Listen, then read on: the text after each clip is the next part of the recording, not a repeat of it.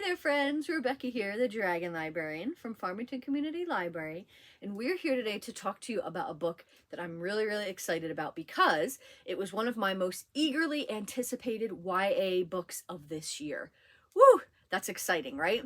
The reason for that is because the author is one that I've read all her previous works and I have absolutely adored them. So this is an author that has been publishing every couple years, and I just think she is absolutely fantastic. She writes these books that are like sort of a mix between fantasy and horror. So there are definitely fantasy vibes to them, but there's also dark currents running throughout them. So if that sounds like something that's sort of your vibe, I think you should absolutely check this author out. So this is her newest book. I was so hyped for it, and I read it immediately when it came out last week. The Bad Ones by Melissa Albert. Now, Melissa Albert, like I said, she is absolutely fantastic. Her book, Our Crooked Hearts, was one of my favorite YA books the year it came out. Not last year, but the year before. And I just have been anticipating this book ever since I heard about it.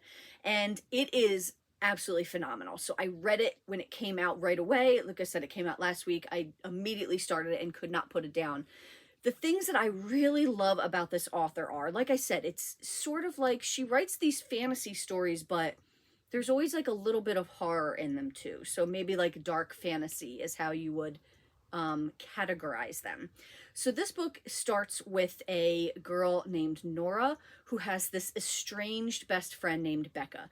Now, Becca and Nora have been so close throughout their whole lives until a couple months ago when something happens. Now, we don't find out what that something is until later on in the book. In fact, there is a very interesting way how the point of views are written in this story. So you have the current point of view, but then you also have chapters that start a little bit back that seek to illuminate you on why they are now estranged, these two best friends. So the story starts with Nora and Becca being estranged, but one night Nora gets a text from Becca that says, "I love you." And she's like, all right, I haven't talked to her in a couple months, but I still care about her a lot. So she texts back, "I love you too. Are you okay?" She doesn't hear anything back. So it's the middle of the night, but she goes over to Becca's house and just to see if she can find out what's going on. And nothing. She doesn't hear from Becca again at all. Kind of weird. The next day, Nora finds out that 4 people have disappeared throughout the town in the course of the evening. And one of them is Becca. So 4 people that seem to have nothing to do with each other, and the police are treating it as, could be this kidnapping, it could be a murder, serial killer, whatever.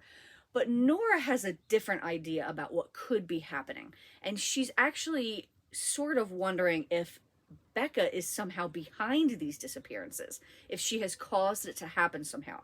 Because she's finding out that Becca has actually left her clues. She's left her different little hints and messages that Nora has to try to piece together to figure out what is going on in this town.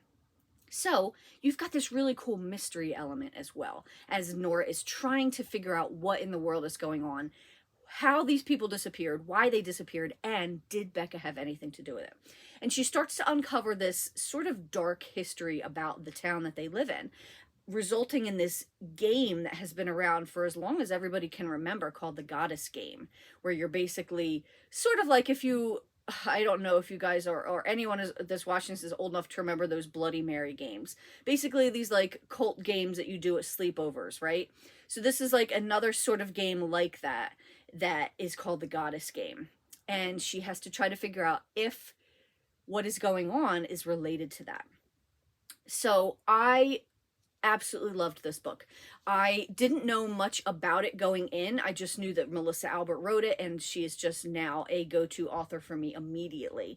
But I knew that I was going to love it, and I absolutely did. I'm a little bit biased, like I said, because I love everything this author writes, but I don't think I am wrong in saying that this is definitely going to be on my favorites of the YA books that I've read so far this year, because it's just fantastic. One thing I really love about Melissa Albert is that the dialogue that she writes is just absolutely phenomenal. It's so good. I love the way she writes teens interacting. I think it's very It's very transparent. It's very real. It doesn't feel fake or forced like sometimes, you know, YA dialogue can feel, right? I loved the story. I loved the mystery. There is definitely a twist that is coming for this towards the end of this that I did not see coming, that I just thought was absolutely amazing. So everything about this I really, really liked. If you like fantasy books that tend to run a little bit darker, if you like horror books, I think, if you even just like mystery stories, I think you will really enjoy this one, The Bad Ones. Well, that's what I've got for you guys today. I hope that this book sounds really exciting and interesting. And if so, please feel free to come check it out from Farmington Community Library. It is available for checkout. And thank you so, so, so much for watching, friends. Have a wonderful rest of the day.